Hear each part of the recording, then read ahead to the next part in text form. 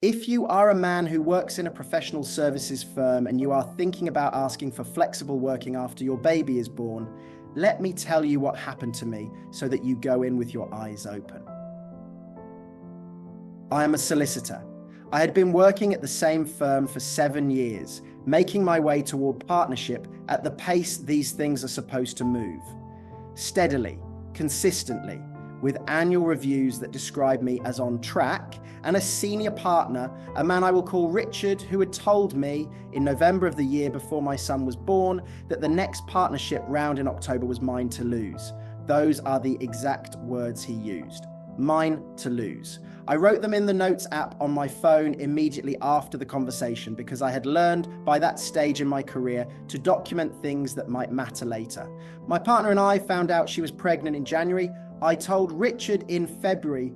The conversation lasted 12 minutes. He said congratulations, he said it was wonderful news, and he said he hoped the arrival would not affect my focus during what was going to be a critical year. I said it would not. I drove home and told my partner what he had said, and she looked at me for a moment and said, "Was that a warning?" I said I did not think so. I am now less certain. The flexible working request was submitted in March, a formal application under the statutory right to request flexible working arrangements which any employee with 26 weeks of continuous service is legally entitled to make, and which an employer is required to consider seriously and can only refuse on specific business grounds. I requested a 2-day reduction in office hours for the first 3 months after my son's birth, with a review thereafter. I had prepared a detailed impact assessment. I had spoken to 3 other partners at the firm, 2 of whom already worked reduced hours. I believed I had built an unassailable case. Richard refused it in 4 days. Let me stop here, because 4 days is legally suspiciously fast. The statutory process for considering a flexible working request is supposed to involve a meeting, a discussion of the business reasons, a genuine examination of alternatives. 4 days does not allow for any of that. 4 days is the length of time it takes to decide you have already decided, which Richard had. He cited client relationship continuity and the operational requirements of my current caseload as the grounds for refusal. He did not meet with me to discuss it. He sent an email 4 days after I'd shared the news that I was going to be a father. The promotion conversation happened the following week.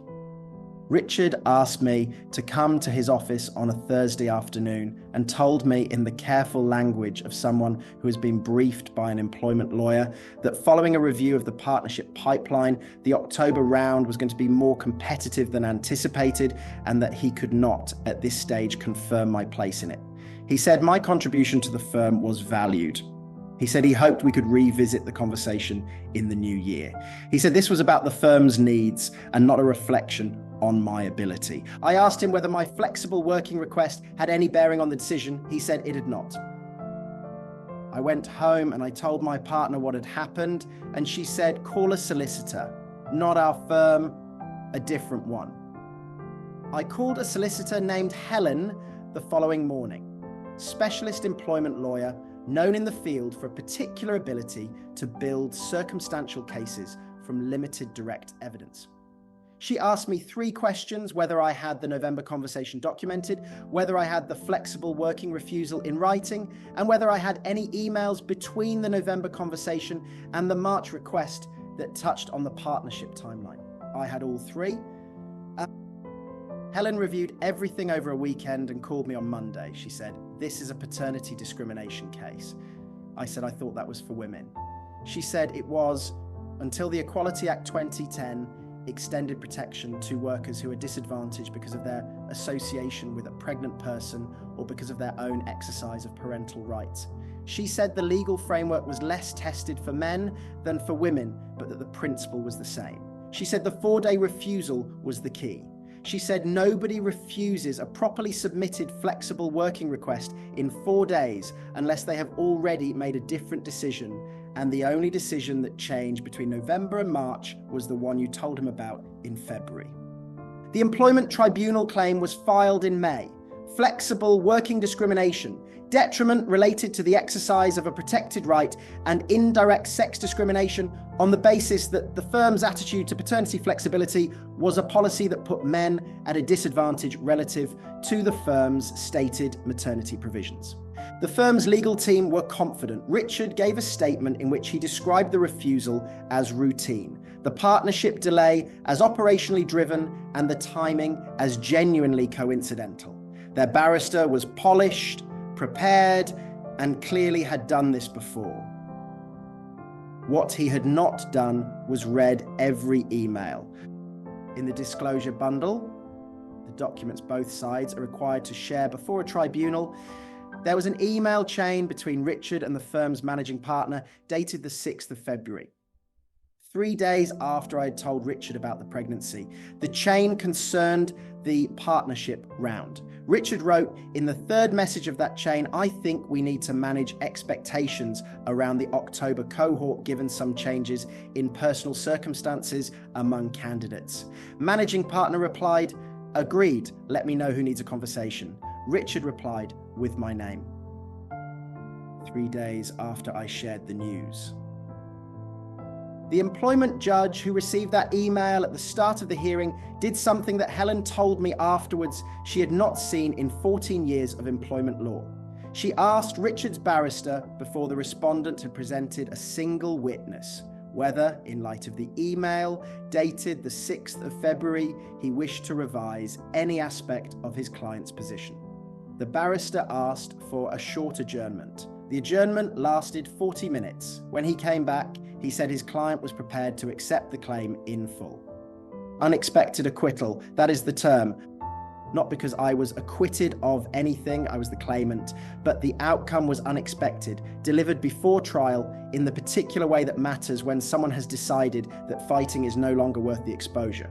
The settlement included full compensation for the detriment caused, the value of the partnership promotion I would have received in October, and a formal acknowledgement that the flexible working refusal had been unlawful. Richard remained a partner. The firm issued an internal statement about its commitment to paternity policies. I left on agreed terms. I want to give Richard something here because I have thought about him for a year and a half, and I've arrived at something that is not forgiveness, but is adjacent to understanding. Richard had built a professional life around a particular model of commitment: long hours, total availability, sacrifice of personal life as the price of professional success. He had paid that price himself. He had watched people who had not paid it succeed alongside him, and it had cost him something he had not fully processed. When I asked for flexibility, he had not been offered. He reacted not from malice, but from a kind of institutional defensiveness that is its own form of damage. He was protecting a culture that had formed him. That does not make it acceptable. It makes it comprehensible, which is different. My son is 14 months old. He was born in August. He walks now badly and with tremendous confidence, and he is the most precisely specific thing that has ever happened to me. And the firm that decided he was a liability is somewhere I used to work. I am at a different firm now, smaller. The senior partner left early last Tuesday to watch her daughter's school play, and nobody sent an email about it. The cost of what happened is not the job I lost. The cost is the year I spent in that process, during which my son existed in a parallel world I was only partially present in, because I was fighting a case that should never have needed to be fought. What would you have done if you had received that email from Richard in disclosure? Would you have settled, or would you have taken it to a full hearing just to put it on the record? Helen thinks I made the right call. I am not sure I will ever be certain.